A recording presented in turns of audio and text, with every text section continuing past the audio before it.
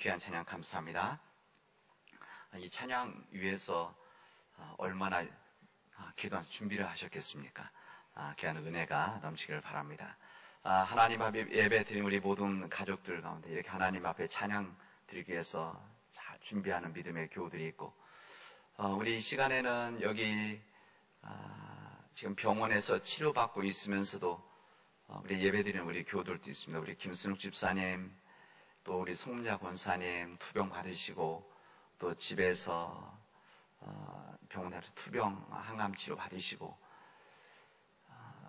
우리 아마 집사님은 아마 진통제 약막 먹으시고 아마 오늘 또 나오셨을 텐데, 그런데도 이렇게 함께 나와서 예배 드리고 있는 우리 사랑하는 우리 모든 교우들 위해 하나님의 은총이 임하기를 바랍니다. 오늘은 설 주일이자 종의 해외 선교 주일입니다. 설날을 맞이해서 흩어졌던 가족들 이번에 아마 여러 모양으로 만나게 될 텐데, 우리 모든 가족들이 이번 명절에 정말 귀한 은혜의 시간들이 되어지기를 바랍니다. 이 코로나 바이러스로 인해서 모든 것이 다 불편한 상황들이지만은, 그래서 또 사회적 거리두기라고 하는 이 방향 속에서 여러분 지혜스럽게 가족들과의 만남이 이루어지기를 바랍니다. 5인 이상 모임 제한이 있는데, 이번 가족들과의 만남은 이번 명절 때는 좀 정부에서 그 부분을 좀 이렇게 좀 자유롭게 해줬으면 하는 정말 간절한 마음입니다. 여러분들께서 이 기간 지혜스럽게 잘 지낼 수 있기를 바랍니다. 설날임에도 마스크를 써야 되고, 보고 싶은 가족들 우리 마스크를 쓰고 봐야 되는 이 자유롭지 못한 이 제한을 받고 있는 우리 상황 속에서 우리는 이런 때 더욱더 우리가 어떤 우리 공동체로서의 회개를 하고, 또 이런 일들이 왜 이렇게 이루어졌는지를 함께 고민하고 이것을 회개하면서 기도할 수 있는 또한 귀한 시간들이 되어지기를 바랍니다. 오늘 우리에게 주신 이 복음서의 말씀은 예수님께서 공생애를 하시면서 맨 처음 방문하신 곳이 당신의 자신 고향 나사렛입니다. 그러니까 예수님께서 이 땅에서 공생을 시작하시면서 첫 번째 가신 곳이 자기의 고향이셨다라고 하는 이야기입니다. 예수는 메시아로서 주 선교 현장, 우리 선교에 나온 거 보면 이 갈릴리 현장, 갈릴리 지역이죠. 가버나움, 성경은 그런 가버나움이 주 선교 현장이었는데, 우리 주님께서 여러 가지 뜻을 가지고 고향의 땅에 가셔서, 그것도 고향 땅 나사렛에 처음으로 가셔서 그곳에서 회당에 있는 사람들과 만났던 한 사건을 오늘 우리에게 전해주시고 있습니다. 오늘 우리에게 주신 이 사도행전의 말씀은 성전에 있었던, 성전 미문에 있었던 한 걷지 못하는 이 장애인, 지체 장애인을 치유했던 한 사건을 우리에게 알려주시고 있습니다. 거기서 놀라운 일들, 기적이 있었죠.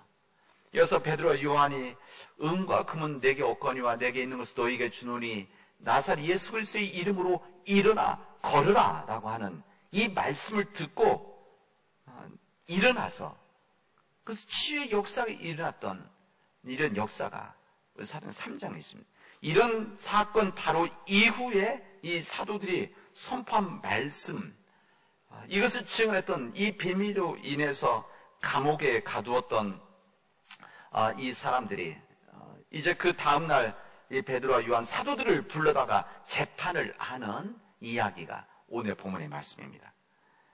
오늘 성경에 보면 이 재판하는 자리에 관리들이 왔었고, 장로들이 와서, 서기관들이 왔었고, 대제사장이 있었고, 그의 가족들까지 다 모였다, 이렇게 되어져 있습니다. 이게 무슨 말이면 그 당시 사회를 이끌고 있었던 그 당시 사회의 핵심 계층 지도자들이 다 그곳에 모였다, 그런 이야기입니다. 이 사도들이 행했던 이 메시지, 그 다음 그들이 했던 행적, 또 걷지 못한 자를 일으켜 주셨던 이 놀라운 일들에 대한 이 지도자들, 유대교 지도자들의 한 반응을 우리는 여기서 볼 수가 있습니다. 그들은 이런 생각을 했던 것이죠. 예수님만 죽이면 이들은 아무런 힘이 없어질 것이다. 영향력도 없어질 것이다. 이런 생각을 했었는데 예수님이 죽으셨는데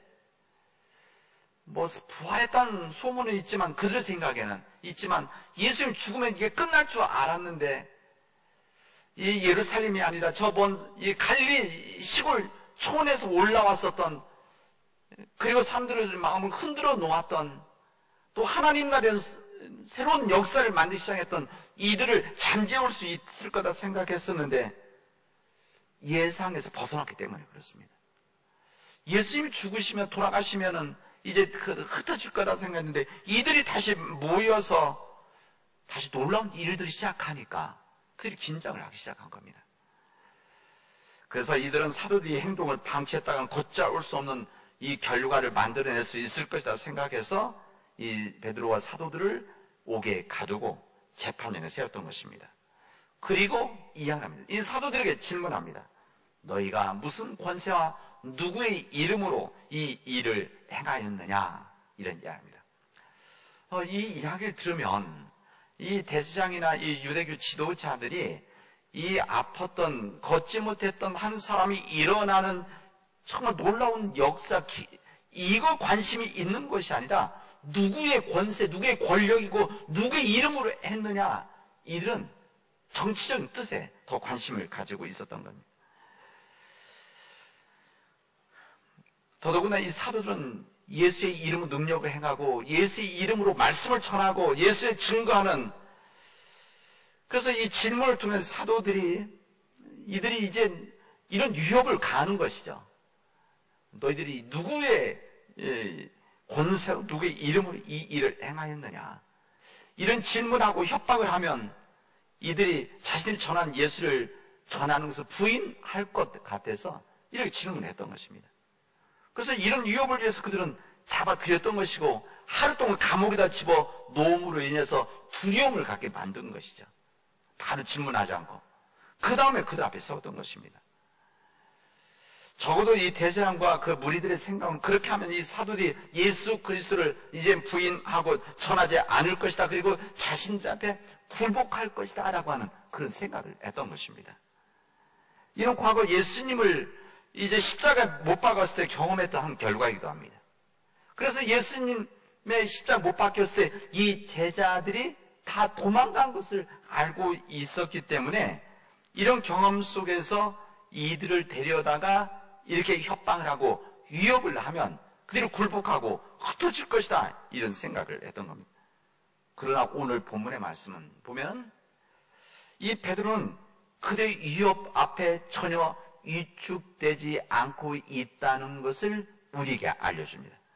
오히려 그들이 예수는, 그 사도들은 베드로와 더불어서 이렇게 이제 고백을 하는 거예요. 당신들이 예수를 죽였지만은 이 예수님, 십자가에 죽으신 예수님은 패배해서 죽은 것이 아니라 하나님의 뜻이었다. 더 큰 하나님의 계획 아래서 십자가에서 죽으셨지만 하나님의 계획 아래 부활하셨고 모든 사람들을 구원하게 하셨다는 것을 이 위협하는 이들 앞에서 담대하게 고백을 하게 되십니다. 이 베드로와 사도들은 위협하는 이 재판정에서 오히려 예수 그리스도를 찬양하고 예수 그리스도의 구원의 역사를 증거하고 예수 그리스도의 능력을 행하는 정말 놀라운 담대한 믿음의 역사를 우리에게 알려주고 있습니다. 그러자 오늘 우리가 읽지는 않지만 우리가 읽은 다음 말씀을 뭐가 나오는가 하면 이런 이야기를 듣고 신문하던 사람들이 놀랐다고 했습니다. 그리고 이들이 보잘것도 없는 사람들이고 배운 것도 없는 그런 사람들이 무시했었는데 이런 놀라운 능력이 있는 것, 능력의 권세에 있는 말씀을 선포하는 것을 보고 나서 그들이 깜짝 놀랬다라고 성경은 우리들에게 알려주고 있습니다.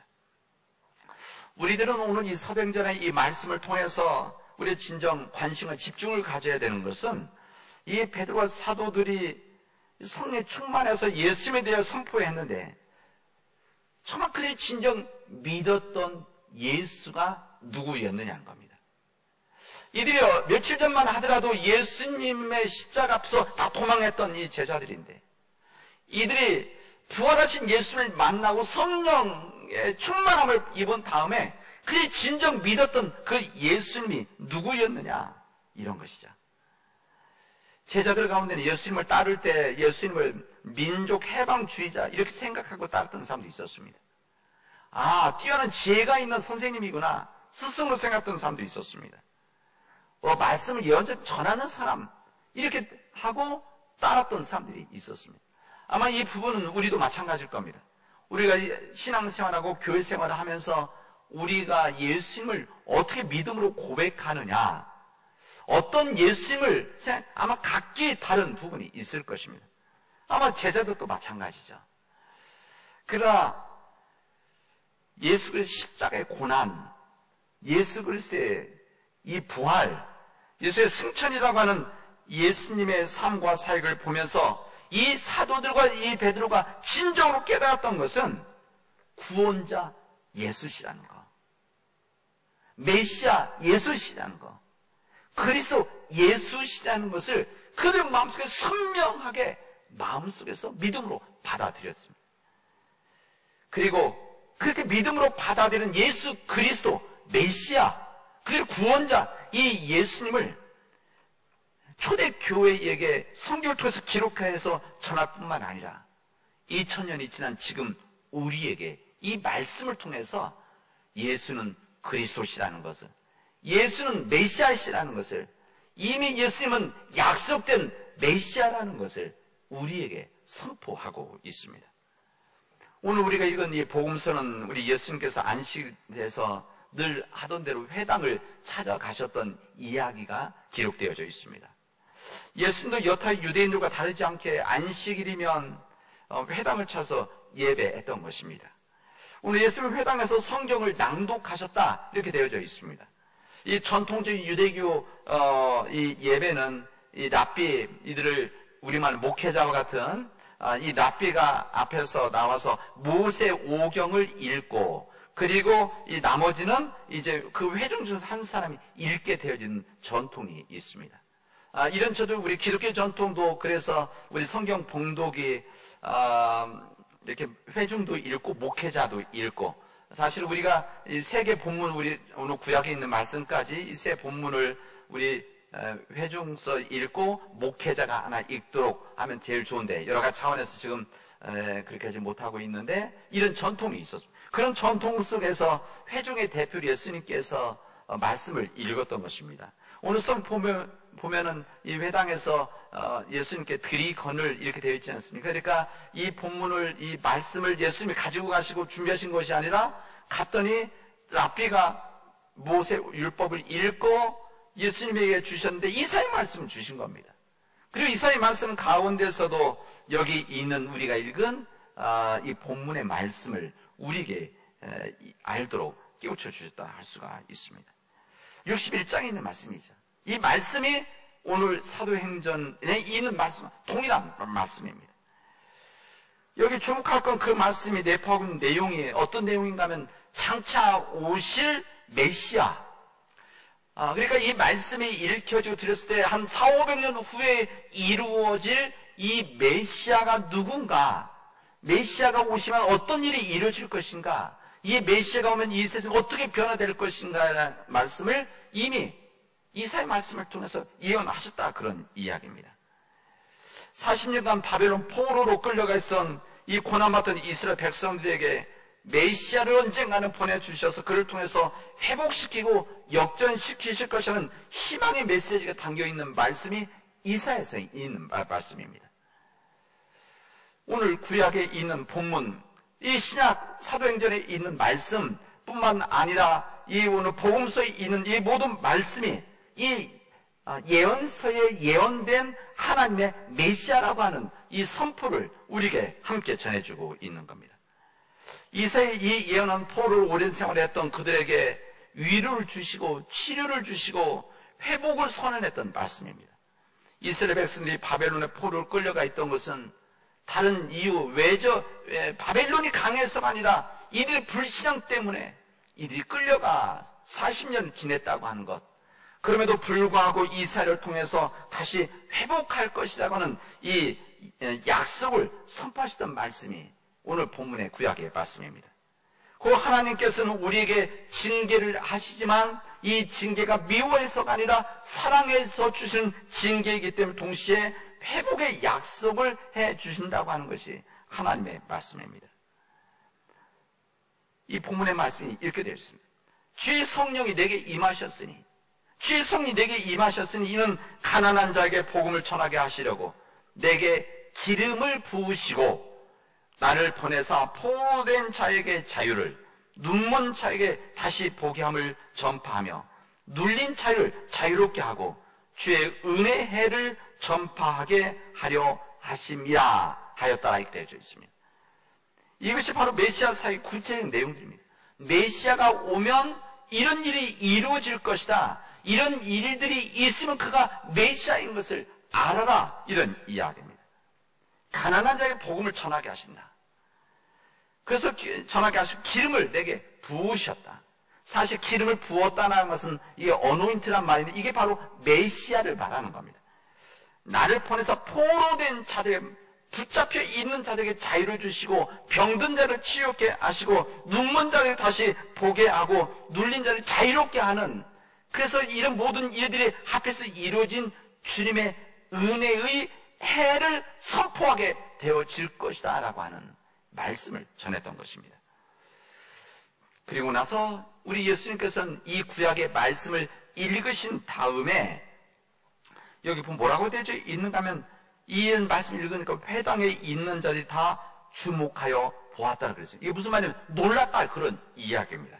그리고 예수께서 이렇게 이야기합니다. 이 글이 오늘 너희 귀에 응하였다 말씀하십니다.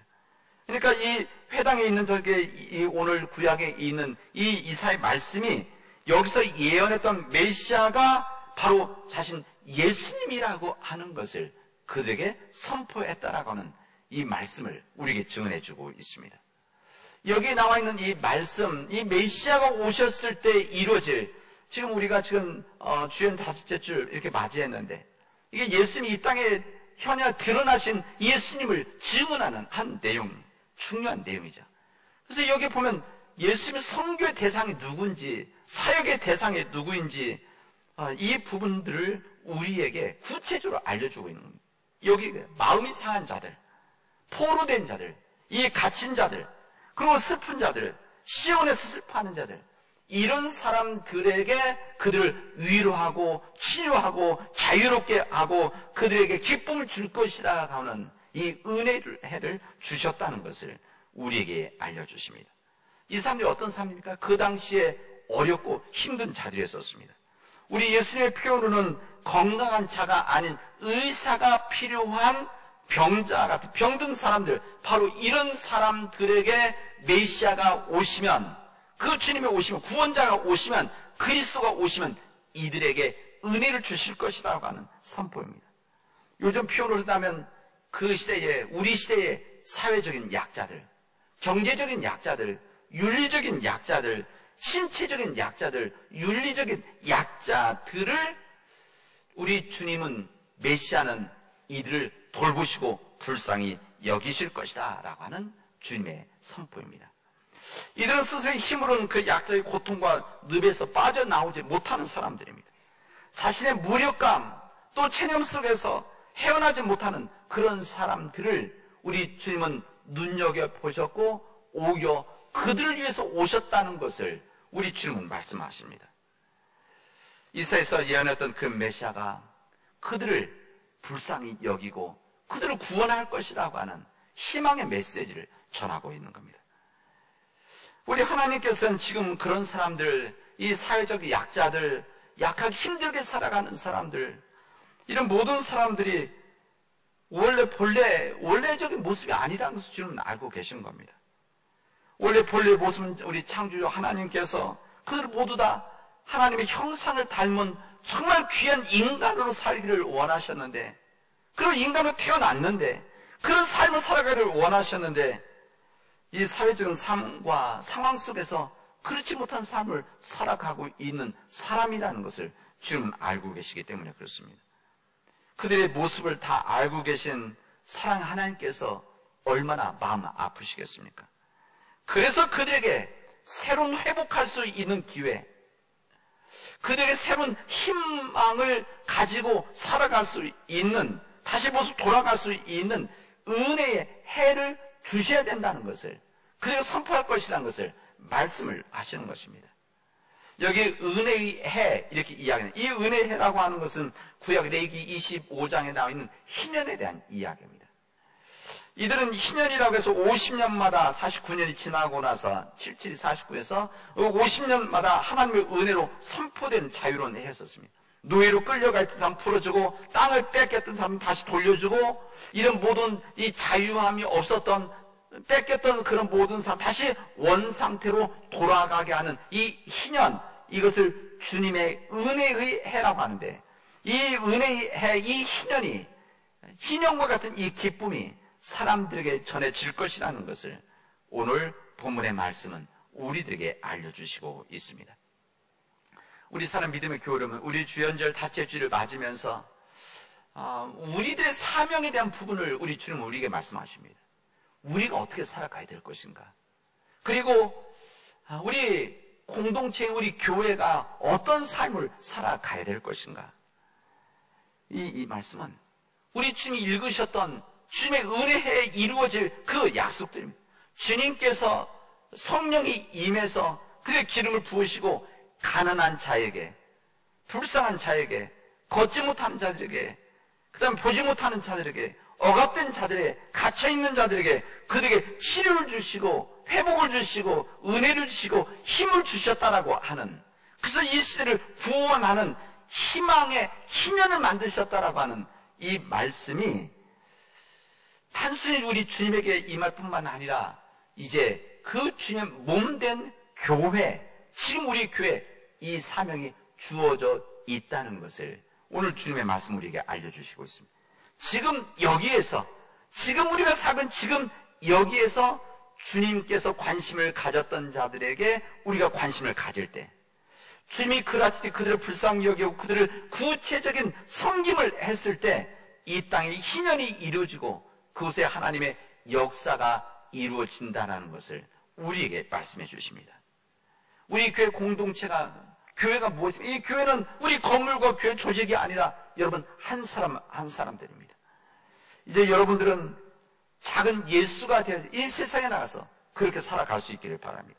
우리 주님이 그러하셨듯이 내 곁에 있는 부족한 사람들, 연약한 사람들, 무력감에 빠져 있는 사람들, 좌절 속에 있는 그런 힘들고 약한 사람들을 불쌍히 여기고 그들에 대해서 기도하고, 그리고 우리 것을 나누고 그들에게 희망을 줄 수 있는 구원의 역사를 이제 세상에 나가서 감당할 수 있기를 바랍니다.